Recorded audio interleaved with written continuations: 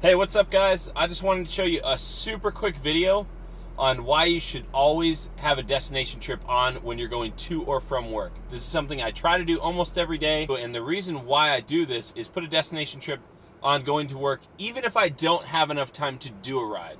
I work in El Segundo, so I have just over an hour to get there. At this time there's not too much traffic, but I really don't have a lot of time to do a ride unless it's right on my way. If it's like right off the 105, awesome.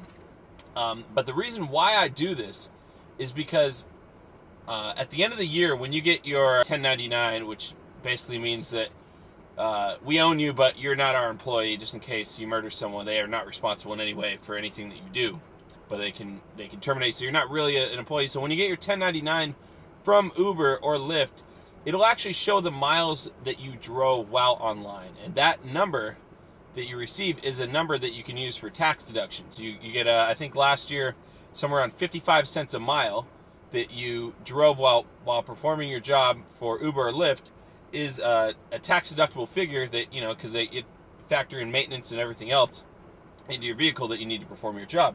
So even though for the job I'm going to, I don't get a paid or a tax deduction for going to work, it's my choice to live at the distance that I live away from work. However, if I'm online on the Uber platform with the destination trip, that trip that I drive to work will be tax deductible whether or not I receive a trip request.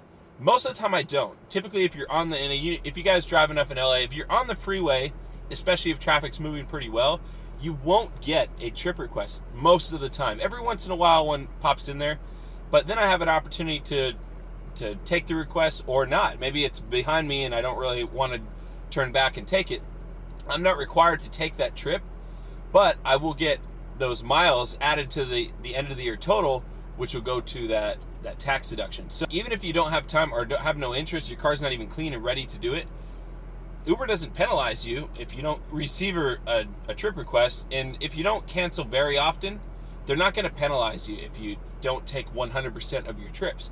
And so what I'm going to do, I'll just put in the 7-Eleven in El Segundo, which is pretty close to where I work, and we're just gonna head down there. One caveat, I would recommend not putting a time that you'd like to arrive for, if you got somewhere you need to be. I'm telling you, it never gets me there on time. Never gets me there on time. So just put in a destination trip when you're going to work and just drive to work. If you leave early enough and you think you have enough time to take the request, there you go, you get paid to go to your job. If you don't, so be it. You don't get a request, or you don't feel like you have the time, or you're just not interested, your car's not clean, you're just not really in the mood to give a ride, decline the request, and you still get those miles as a tax deduction at the end of the year. And the reason why Uber doesn't care that you do this is because when riders look out, they just see the number of cars that are out there available in their area, and so Uber appreciates that you're online promoting their business. Here I go, I got a trip request right now. I'm going to decline this trip because I really don't have time to do it. But had I had time to do it, I would be getting paid to take a trip on my way to work, as well as being paid for, in essence, for those miles that are become a tax deduction at the end of the year. Whether you think it's a clickbait title or not, it's totally true.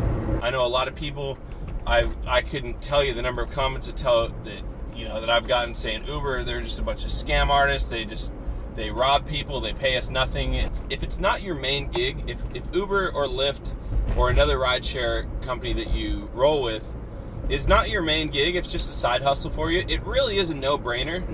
If you got errands that you run, or you work a considerable distance from where you live and you're riding the freeway, you're going to get those miles at the end of the year. So it's, in a way, it's Uber's way of paying you back for all the hard work that you do for them. You saw that I had declined that ride earlier. I wasn't quite on the freeway yet.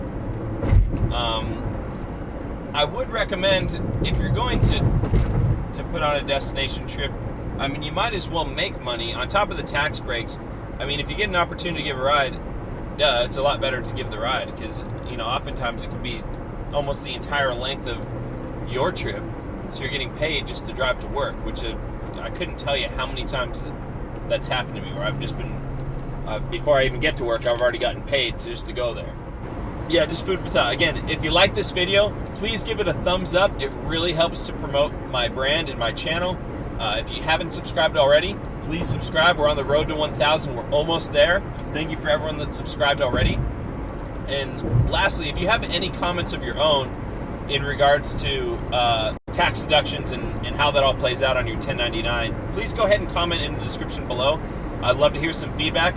And you know, if you know more about this than I do, you're going to help other drivers that are experiencing this. You know, there's hundreds of thousands of us that use Uber and Lyft as a source of income, and anything that we can do to get a little back on at the end of the year is great.